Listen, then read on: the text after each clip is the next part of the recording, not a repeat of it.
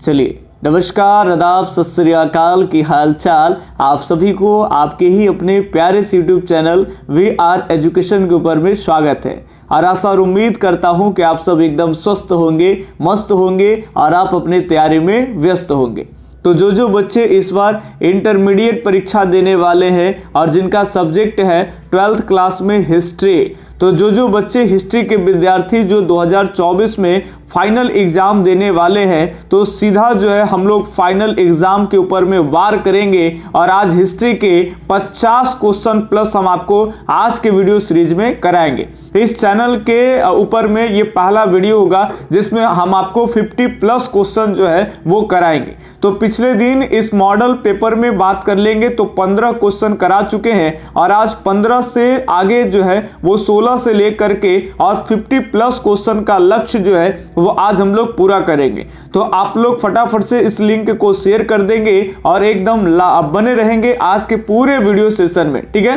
पिछले दिन नेटवर्क के इशू हो जाने के कारण हम आपको 15 क्वेश्चन करा करके स्टॉप कर दिए। चलिए, आज 16 नंबर प्रश्न से बात करेंगे। 16 नंबर बढ़िया सा एकदम प्रश्न ये रहा आपके सामने।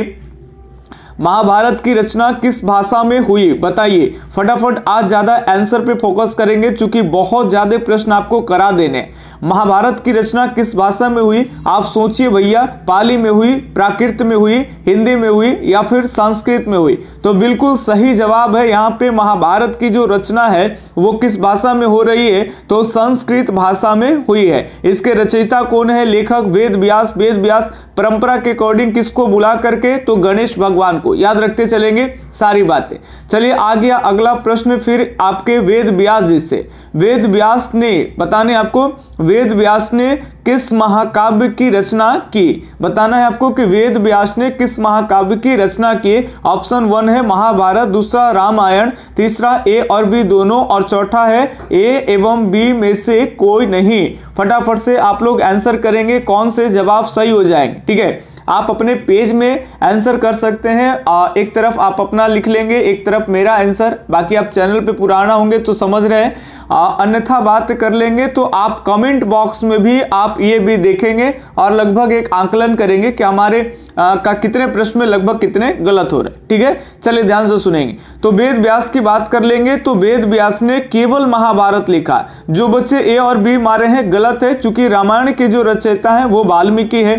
तो कहेंगे ए और बी में से कोई नहीं, ऐसी बात नहीं है, ए ऑप्शन सही है। तो बिल्कुल यहाँ सही जवाब की बात कर लेंगे तो यहाँ पे ए ऑप्शन ही आपके क्या हो जाएंगे तो बिल्कुल राइट हो जाएंगे, ठीक है। चलिए बढ़ते हैं अगले सवाल के ऊपर में। तो अगला हमारा प्यारा सा सवाल है कि वेद की संख्या कितनी है। बताओ भैया वेद की संख्या कितनी है। ये सब सारे सवाल तो आप लोग पढ़े ही थे, आपको बता देने हैं कि वेद की संख्या कुल कितनी है। 3 है, 4 है, 5 है या फिर 6 है। तो कुल वेदों की संख्या जो है आप सब पहले पढ़े थे वैदिक वाले में कि वेदों की संख्या 4 है। पहले का नाम ऋग्वेद है, दूसरे का नाम जो है वो सामवेद है, तीसरे का नाम यजुर्वेद है, यज्ञों के विधियों का वर्णन, और चौथे वेद का नाम अथर्ववेद है। तो ये कुल के कुल कितने वेद हैं? 4 वेद है। मुख्य रूप से यही आपको 4 वेद मानने हैं, ठीक है। ठीक है, अभी के लिए अगले सवाल के ऊपर में बात कर ले। यहाँ पे 18 के बी ऑप्शन एकदम राइट है। बताओ भैया, बहुत बढ़िया प्रश्न आ गया आपके सामने। नालंदा विश्वविद्यालय को नष्ट किसने किया? आपको बताने हैं कि नालंदा विश्वविद्यालय को नष्ट जो है वो किसने किया। बढ़िया प्रश्न है। ऑप्शन 1 अलाउद्दीन खिलजी है, दूसरा 1 मिनट मिस्टेक ना हो जाए, कहीं देर ना हो जाए, कहीं देर ना हो जाए, तो यहाँ मिस्टेक ना हो जाए। बताइए, अलाउद्दीन खिलजी, दूसरा है बख्तियार खिलजी, तीसरा है बाबर और चौथा है इब्राहिम लोदी। फटाफट से आपको कमेंट बॉक्स में बताने हैं कौन से जवाब जो है एकदम राइट हो जाएंगे। फटाफट से बताएंगे नालंदा विश्वविद्यालय को नष्ट किसने किया? अलाउद्दीन खिलजी ने, बख्तियार खिलजी ने, बाबर ने या फिर इब्राहिम लोदी ने। बता दें नालंदा विश्वविद्यालय को नष्ट करने वाले जो व्यक्ति हैं उसका नाम क्या है तो उसी का नाम है आपका बख्तियार खिलजी। याद रखेंगे, बख्तियार खिलजी नालंदा विश्वविद्यालय को नष्ट किया। याद रखेंगे। बख्तियार खिलजी की बात कर लेते हैं, ये बिहार में आते हैं।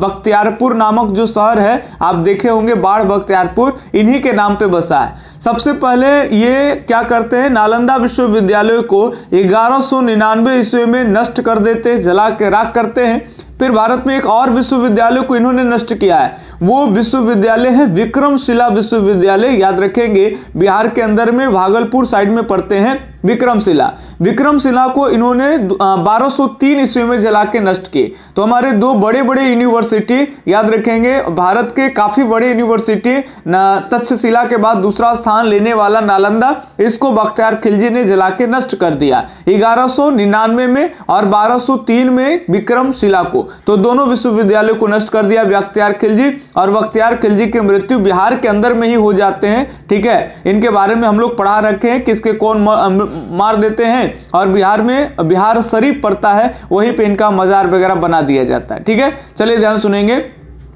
तो यहाँ 19 नंबर प्रश्न के 19 नंबर प्रश्न के बी ऑप्शन सही है, बख्तियार खिलजी ने।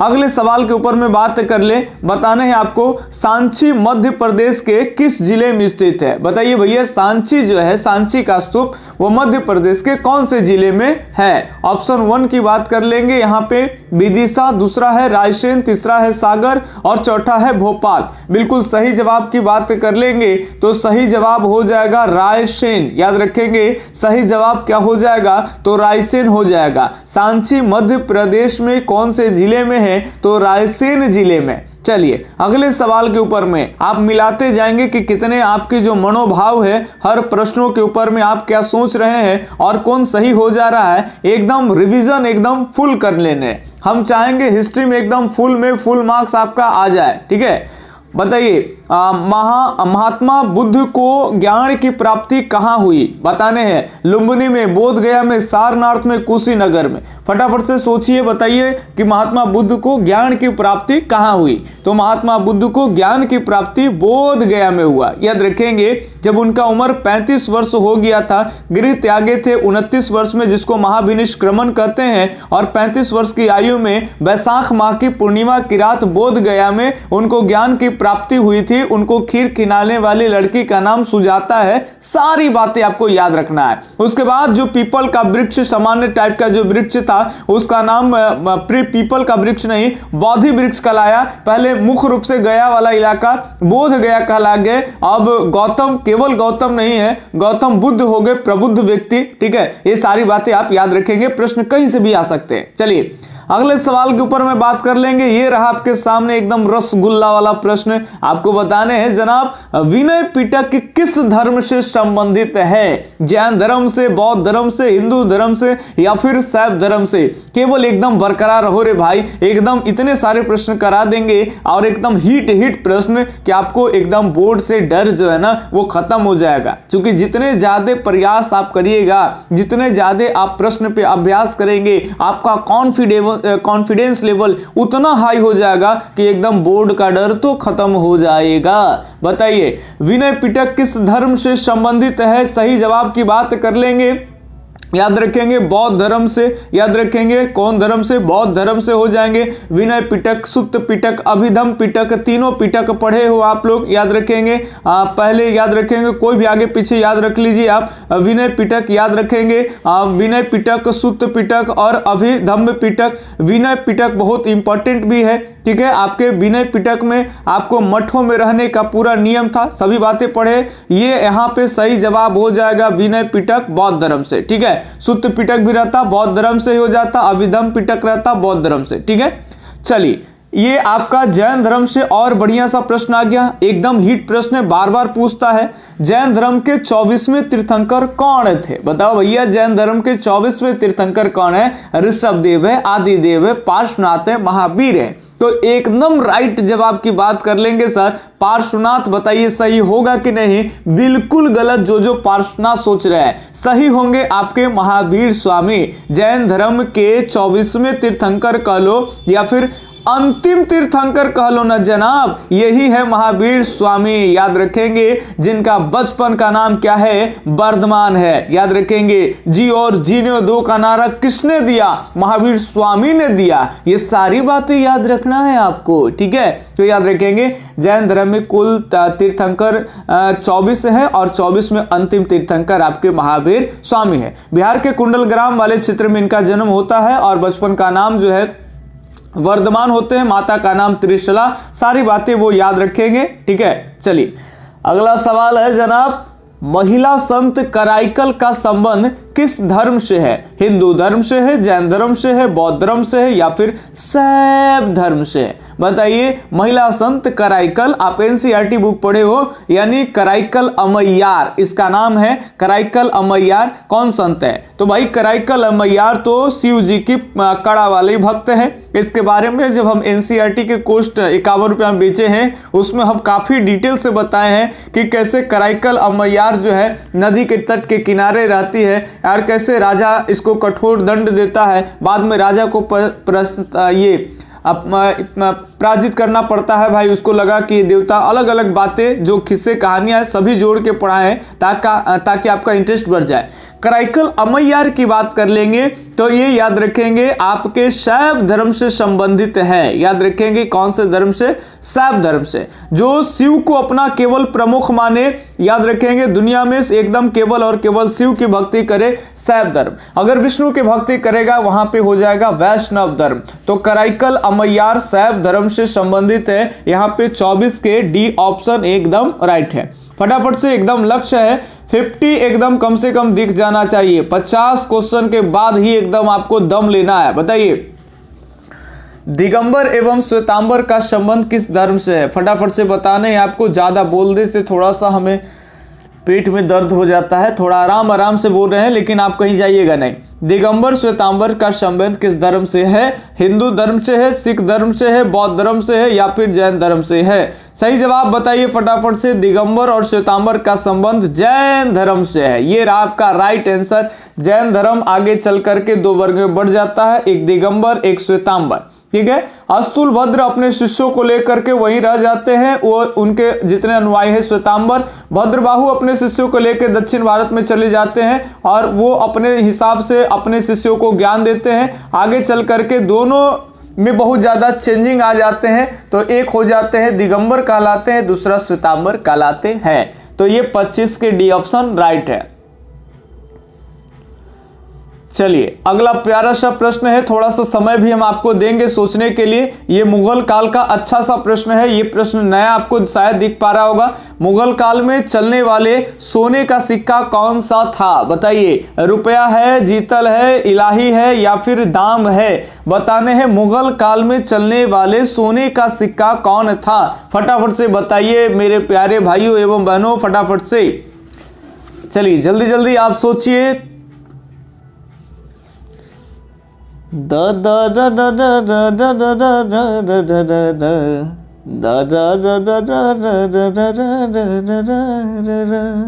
चलिए बिल्कुल सही जवाब की बात कर लेंगे। मुगल काल में चलने वाले, देखिए एकदम नया प्रश्न है, हमेशा पहले नहीं आते।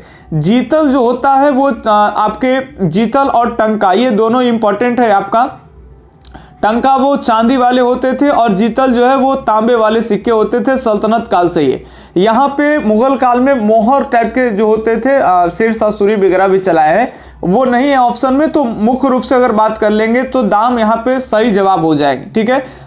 याद रखिए दाम सही हो जाएंगे। हालांकि तांबे के सिक्के के लिए भी इस्तेमाल होते थे। तो 26 के मुख्य रूप से बात कर लेंगे तो डी एकदम राइट हो सकते हैं, इसमें हम डाउट हैं। अगर आपके पास और बढ़िया जवाब होगा तो आप हमें बताएंगे, उस पर हम जज करेंगे, ठीक है। प्रश्न देखे नहीं, इस पर थोड़ा सा हमें एनालिसिस की जरूरत था, तो आप कमेंट करके बताएंगे। ऐसे हमारे 90% प्लस उम्मीद है कि यही ऑप्शन एकदम राइट होगा, ठीक है। चलिए एक आध प्रश्न ऐसे आ जाते हैं, हमें एनालिसिस करके आना चाहिए था थोड़ा सा, लेकिन टाइमिंग के वजह से इस तरह की चीजें हो गई। बताइए अगला 27 नंबर, जहांगीर का शासनकाल क्या था? बताइए। ये सारे प्रश्न पीछे वाले रिवर्स टाइप के प्रश्न हमेशा आपको देखने के लिए मिलेंगे और आते भी है। जहांगीर का शासनकाल 1556 से 1605 नहीं होगा, ये अकबर का है। अगला 1605 से 1627, सी है 1627 से 1658 और डी है 1658 से 1707। बताइए, ये तो आपके औरंगजेब जी का है, मुगल बादशाह औरंगजेब का। 1627 से 1658 की बात कर ले, ये आपके शाहजहां का है। और फिर ये 1605 से 1627 जो है यही आपके जहांगीर का है। इसमें मुख्य रूप से 1611 से बात कर लेंगे तो पूरे मुगल काल में याद रखेंगे यहाँ पे नूरजहां का जो है वो महत्व ज्यादा हो जाता है। तो कई बार पूछ लिया जाता है जहांगीर के ही समय से कि नूरजहां का शासनकाल 1611 के बाद से। नूरजहां बाद में शादी किए थे, तो जब ये बूढ़ा हो रहा था जहांगीर, उस समय नई नवेली दुल्हन है और उसका ज्यादा चलने लगा दरबार में। बताइए, जहांगीर का अंग्रेजी अनुवाद किसने किया? हेनरी वेबरिज ने, दूसरा है आपके हेनरी ब्लैकमैन ने, तीसरा है एच.सी. जैरेट ने और चौथा है इनमें सभी। बिल्कुल सही जवाब आपको, ये भी सही, ये भी सही है। तो डी ऑप्शन आप टिक कर पाएंगे। अगर डी ना रहे, इसमें चेंजिंग रहे, तो ए ऑप्शन सही मारिएगा, ठीक है, हेनरी वेबरिज जी। लेकिन यहाँ पे ब्लैकमैन भी है, हेनरी ब्लैकमैन, डी है, तो एकदम राइट ऑप्शन आपके हो जाएंगे डी, ठीक है। बढ़ते हैं अगले सवाल के ऊपर में फटाफट से। बाबरनामा किसने लिखा? अब इसमें हम आपका उत्तर नहीं मारेंगे, क्योंकि अगर आप यूट्यूब पे है कई प्रश्न को देख रहे हैं तो ये प्रश्न बार बार आते हैं, हिट है। बाबरनामा किसने लिखा? तो बाबर ने खुद लिखा। बाबरनामा बाबर ने खुद लिखा। और कौन से भाषा में लिखा था? तुर्की भाषा में। आगे चल करके अकबर ने इसे फारसी भाषा में चेंज कराया था। याद रखेंगे, फारसी भाषा में अनुवाद करवाया था। किससे? अब्दुल रहीम खान खां से। चलिए, ये भी बढ़िया प्रश्न है। टोडरमल कौन था? बताइए भैया, टोडरमल कौन है? अकबर का रक्षा मंत्री, अकबर का वित्त मंत्री, अकबर का दास, अकबर का सिपाही? बिल्कुल सही जवाब की बात कर लेंगे। टोडरमल जो है वो अकबर का वित्त मंत्री है। अकबर का कौन है? वित्त मंत्री है। चलिए अगले एकदम प्यारा सा बर्फी वाला प्रश्न। बर्फी आप लोग जानते होंगे, बर्फी खाए हैं तो भी आप कमेंट में करके बताएं कि जी बर्फी खाए हैं। बर्फी का मतलब जानते हैं, हम बिहार से हैं और हमारे यहाँ बर्फी बचपन में खूब आता है। पहले इस तरह के बर्फी आती थी, छोटे छोटे वाले।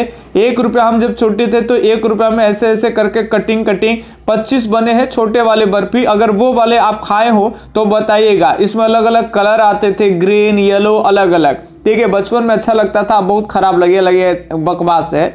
चलिए, तंबाकू के उपयोग पर किस शासक ने प्रतिबंध लगाया? अकबर ने या फिर बाबर ने, जहांगीर ने या फिर शाहजहां ने? बहुत बढ़िया प्रश्न। तंबाकू के ऊपर में किस शासक ने आपको बताने हैं प्रतिबंध लगाया? देखिए, तंबाकू मुगल काल में शुरू किया अकबर ने। तंबाकू का सेवन शुरू किसने किया? अकबर ने। जहांगीर का लड़का इसे क्या कर दिया? बंद कर दिया। पिता शुरू किए और बच्चा बंद कर दिया। याद रखेंगे, तो तंबाकू का प्रतिबंध प्रश्न है, बंद किसने किया? तो सही जवाब हो जाएंगे जहांगीर। 31 के सी एकदम राइट है। बढ़ते हैं अगले सवाल। सारे सवाल एनसीईआरटी के हैं। अगर जो भी बच्चे कंपटीशन के हैं वो भी बार बार देखेंगे तो उनको भी आगे के एग्जाम के लिए काफी हेल्पफुल हो जाएगा।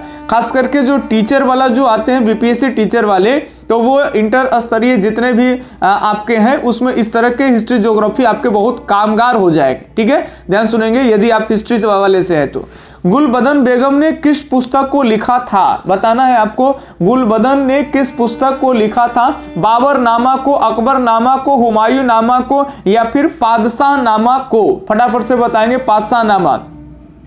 गुलबदन बेगम हुमायूं की बहन है और याद रखेंगे हुमायूं की बहन गुलबदन बेगम ने हुमायूंनामा लिखे, अपने भाई के आत्मकथा। तो यहाँ पे सी ऑप्शन एकदम राइट हो जाएंगे। 32 के सी राइट हो जाएंगे एकदम। 50 क्वेश्चन जब तक नहीं आएगा तब तक हम आपका साथ नहीं छोड़ेंगे। फटाफट से चलिए हम करते हैं। बताइए, शेर शाह सूरी ने किस मुगल शासक को परास्त कर दिया? किस मुगल बादशाह को शेर शाह सूरी ने हरा दिया था? बताइए, अफगान शासक शेर शाह सूरी, हुमायूं को या फिर अकबर को, शाहजहां को या फिर औरंगजेब को? बिल्कुल सही जवाब एकदम छाप दीजिए कमेंट बॉक्स में यदि आपको आता है। आपको मालूम है कि हुमायूं, मुगल बादशाह हुमायूं को शेर शाह सूरी ने एक बार 1539 ईस्वी में चौसा के युद्ध में मारा, एकदम पूरा गंगा नदी में कूदा दिया। जो गंगा कर्मनाशा का जो संगम था, गंगा और कर्मनाशा का संगम बक्सर वाला जिला है, ये बिहार के, यहीं पे लड़ाई हुआ, हराया। इसके अलावा अगले साल 1540 में लड़ाई हुआ, इसको उत्तर प्रदेश के बिलग्राम वाले इलाका में, और बिलग्राम में तो ऐसा पराजित कर दिया शेरशाह सूरी हुमायूं को कि 15 वर्ष के लिए निर्वासन ले लिया। तो मुख्य रूप से बात कर लेंगे, सिंपल प्रश्न है आपसे कि शेरशाह सूरी ने किस मुगल शासक को पराजित किया था, तो हुमायूं को पराजित किया था। 33 का ए ऑप्शन सही है, ठीक है। अगले सवाल, बहुत बढ़िया प्रश्न, एकदम ध्यान सुनेंगे। 1529 ईस्वी में घाघरा का युद्ध किसके बीच हुआ था या किसके बीच लड़ा गया? एकदम बढ़िया प्रश्न है। घाघरा का युद्ध बताइए। बाबर इब्राहिम लोदी, बाबर राणा सांगा, बाबर महमूद लोदी, बताइए शेरशाह सूरी और हुमायूं। बताना है फटाफट से कि 1529 में घाघरा का युद्ध किसके बीच लड़ा गया था। हम आपको बताए थे कि महमूद लोदी, जो इब्राहिम लोदी के, याद रखेंगे इब्राहिम लोदी का भाई है, इसका नाम है महमूद लोदी। कौन लोदी? महमूद लोदी। तो इब्राहिम लोदी को तो बाबर ने पानीपत के युद्ध में टपका दिया। उसके बाद राणा सांगा से खानवा का युद्ध हुआ, पहले पानीपत का युद्ध, दूसरे फिर राणा सांगा से हुआ आपका खानवा का युद्ध। इसके अलावे में फिर चंदेरी का युद्ध हुआ आपका मेदिनी राय से, और चौथे बाबर जो 1529 में युद्ध कर रहा है घाघरा का, इसमें इब्राहिम लोदी का अभी एक आदमी बचा हुआ है महमूद लोदी, और इसी महमूद लोदी के साथ हुआ। याद रखेंगे कहां हुआ? तो घाघरा नदी, बिहार में। ये उत्तर प्रदेश से, जब नेपाल से साइड से निकल के उत्तर प्रदेश होते बिहार में जब ये नदी आती है, तो ये जो सरयू नदी है बिहार में, ये घाघरा के नाम से जानी जाती है। और इसी घाघरा नदी के स्थल पर भी लड़ाई हुआ और नदी में भी लड़ाई हुआ। नदी में लड़ाई कैसे हुआ था? तो नदी में पूरा नाव पर, इधर बाबर जी भी पूरा नाव ले हैं अयूहू नाव पे, और जब महमूद लोदी हार गया, याद रखेंगे, तो फिर यहां से भाग जाता है, और यही महमूद लोदी बाबर से फिर बच के भाग जाएगा। फिर बाबर का लड़का जब हुमायूं आएगा उससे लड़ेगा। कुछ नहीं याद हो रहा है तो आप डायरेक्ट रट जाइए। 1529 में घाघरा का युद्ध किसके किसके बीच हुआ? तो बाबर और महमूद लोदी के बीच हुआ। बाबर के द्वारा ये भारत में अंतिम युद्ध है। इसके बाद 1530 में बाबर के मृत्यु हो जाती है, ठीक है। आराम बाग में इसको दफना दिया जाता है, याद रखेंगे। 34 के सी ऑप्शन एकदम राइट है। बढ़ते हैं अगले सवाल के ऊपर में। 35, अकबर का संरक्षण कौन था? बताइए अकबर का संरक्षक कौन था? पहला ऑप्शन है बैरम खां, दूसरा अब्दुल तालिफ, और तीसरा है भगवान दास, चौथा है मानसिंह। अकबर के सालेराम और नवरत्न है मानसिंह। बताइए फटाफट से अकबर का संरक्षक कौन था? बिल्कुल सही जवाब बैरम खां थे। याद रखेंगे जब अकबर लगभग 13.4 या 5 वर्ष के थे, आप 13.5 साल, आप मुख्य रूप से 14 वर्ष मान सकते हैं। जब इनके पिता हुमायूं की मृत्यु हुआ तो इनको गद्दी पर बैठाए, और उधर हेमू से लड़ने का काम पानीपत के दूसरे में कौन करते हैं? बैरम खां। तो अकबर का संरक्षक कौन था? बैरम खां था, ठीक है। तो ये 35 के ए ऑप्शन एकदम राइट है। रिकॉर्ड टोर एकदम आज रिकॉर्ड बना देना है। 50+ क्वेश्चन में आप हमारे साथ रहिए और एकदम काफी एकदम जो है कि काफी ज्यादा अपने कॉन्फिडेंस लेवल को बढ़ा लीजिए। फतेहपुर सीकरी के बुलंद दरवाजा का निर्माण किसने करवाया था? एकदम कमेंट में छापते रहिए। बाबर होंगे, अकबर होंगे, औरंगजेब होंगे, या फिर शाहजहां होंगे? फतेहपुर सीकरी में बुलंद दरवाजा फतेहपुर सीकरी के पास बनाए गए हैं। बता रखेंगे शेख सलीम चिश्ती के बारे में जानते हैं।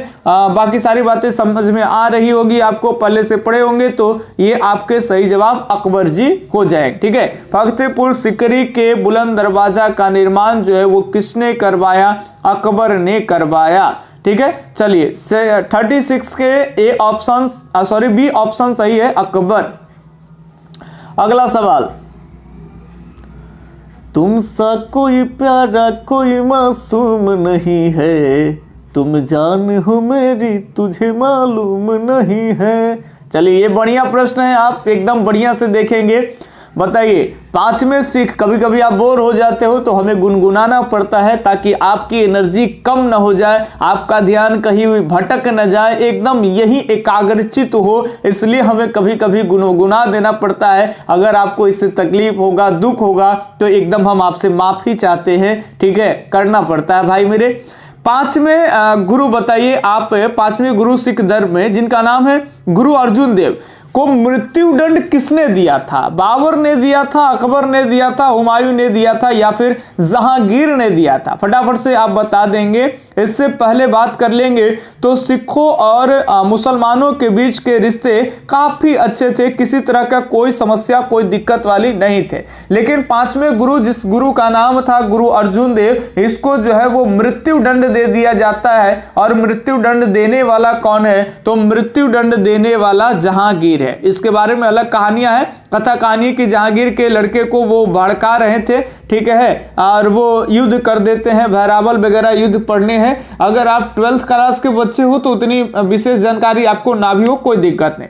देखिए, इनसे पहले रिश्ते काफी अच्छे थे। सिख धर्म में कुल 10 गुरु चले हैं, याद रखेंगे। चौथे जो गुरु थे इससे पहले, तो जहांगीर के पिताजी उस समय अकबर थे, तो अकबर ने चौथे गुरु रामदास को 500 बीघे की जमीन दिए थे। उस 500 बीघे की जमीन में एक बीच में तालाब था, और उसी तालाब में इस अगले गुरु, पांचवें गुरु के द्वारा जो है उसी तालाब वाले इलाके में और 500 बीघे की जमीन में, याद रखेंगे, स्वर्ण मंदिर के नींव रखी गई। अमृतसर के नाम से आप जो जानते हो कि अमृतसर, वो अमृत सरोवर, याद रखेंगे। पहले देखिए, 500 बीघे की जो जमीन मिला था उसमें एक प्राकृतिक नेचुरली एक तालाब था, तो तालाब को इसको सरोवर कहा जाता था, ठीक है। अमृत सरोवर, यही जाकर के अमृत स्वर्ण मंदिर यहाँ पे स्थापित है। ये सारा कुछ आप पढ़ते हैं, तो ये इन्हीं के द्वारा स्थापित किया गया, पांचवें गुरु, जिस गुरु का नाम है गुरु अर्जुन देव, ठीक है।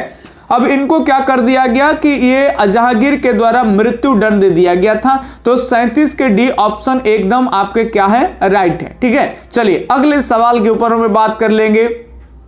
बताइए, दिल्ली सल्तनत के किस शासक ने अपनी राजधानी आगरा बनाई? बताना है, दिल्ली सल्तनत के कौन ऐसे शासक सुल्तान हैं जिन्होंने अपनी राजधानी आगरा बसाई? इब्राहिम लोदी ने, या फिर बैलोल लोदी ने, सिकंदर लोदी ने, या फिर कुतुबुद्दीन ऐबक ने? बताइए, दिल्ली के सुल्तान कौन है जो अपनी राजधानी आगरा बनाए? देखिए, आगरा शहर की बात कर लेना, 1504 ईस्वी में आगरा शहर के नींव रखने वाला सिकंदर लोदी है। याद रखेंगे, दिल्ली सल्तनत में लोदी वंश में सिकंदर लोदी जो है, इन्होंने 1504 ईस्वी में नींव रखे, ठीक है। और आगे चल के शायद 1507 के आसपास में, थोड़ा सा कंफ्यूज है, 1506 होगा या 7 होगा, जो भी होगा, लेकिन 1504 में ये नींव रखे हैं, श्योर हैं। और उसके बाद 1-2 साल के बाद जो है इसको राजधानी भी बसा ली। तो सिकंदर लोदी ही, याद रखेंगे, सही जवाब होगा कि दिल्ली के किस सुल्तान ने अपनी राजधानी, याद रखेंगे, आगरा में बसाई? तो याद रखना है सिकंदर लोदी ने, याद रखेंगे। सल्तनत काल, आगे चल के मुगल में आएगा तो फिर अकबर भी राजधानी यहाँ लाएंगे, ठीक है।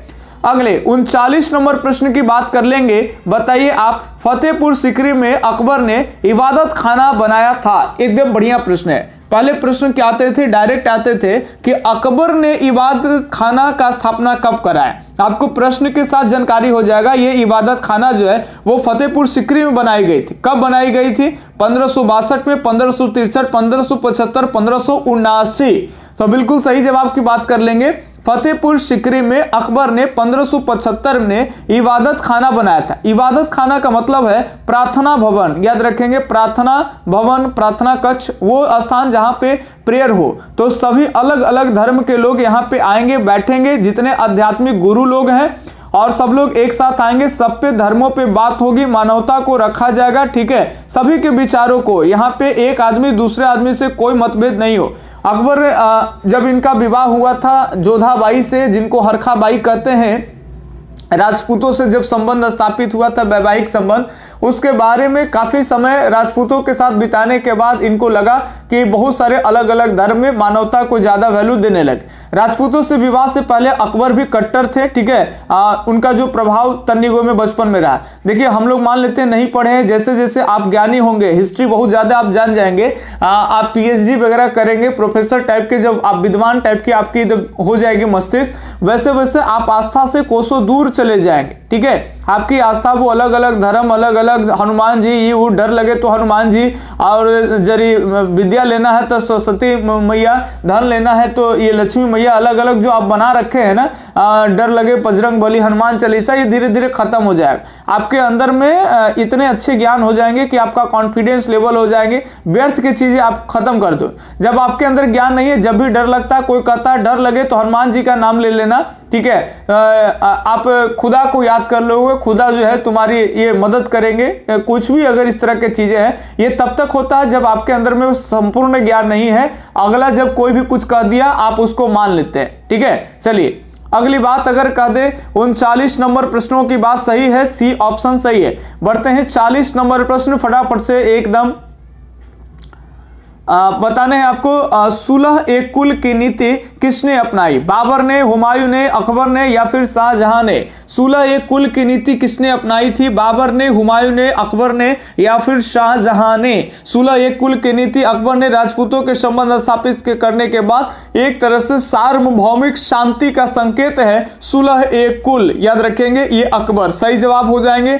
40 का सी ऑप्शन एकदम क्या है, राइट है। हमें लगता है सीरीज हम आपको 50 तक कराते, थोड़ा सा ज़्यादा क्लास उलास लेने से थोड़ा सा हमें दिक्कत होता है, पेट में दर्द आ जाता है मीठा मीठा, इसलिए अब प्रॉब्लम ज़्यादा हो रहा है, इसीलिए हम थोड़ा सा स्टॉप करते हैं। और ये वीडियो डालने के बाद हम अगले दिन देख भी पाएंगे कि आप सब कहाँ तक जुड़े हुए थे, ठीक है। अगर आप सबका इस वीडियो पर प्यार आशीर्वाद मिलेंगे, कम से कम 500 प्लस व्यू हो जाए और 30-40 प्लस लाइक हो जाएंगे, ठीक है, तो हम आपके लिए इसी तरह से 50 का सीरीज लाएंगे। 100 क्वेश्चन 2-2 सीरीज में करा देंगे और फिर हम आपको सब्जेक्ट की क्वेश्चन भी आपको कराएंगे, ठीक है। तो आप एक लाइक कर दीजिए, जाते जाते कुछ भी चीजें सीखने के लिए मिला होगा तो चैनल सब्सक्राइब नहीं किया अभी तक, सब्सक्राइब कर लीजिए आप और अपने दोस्तों के पास शेयर कर दीजिएगा। हम कोशिश किए थे 50 प्लस जाते, लेकिन थोड़ा सा प्रॉब्लम आ जाने के कारण यही तक हम माफी क्षमा चाहेंगे आपसे, हम विराम देते हैं और अगले दिन 40 के बाद ही क्वेश्चन 41 नंबर प्रश्न से स्टार्ट करेंगे, ठीक है। तब तक के लिए आप सबों को धन्यवाद। जय हिंद, अल्लाह हाफिज, आपका दिन शुभ हो, राधे राधे।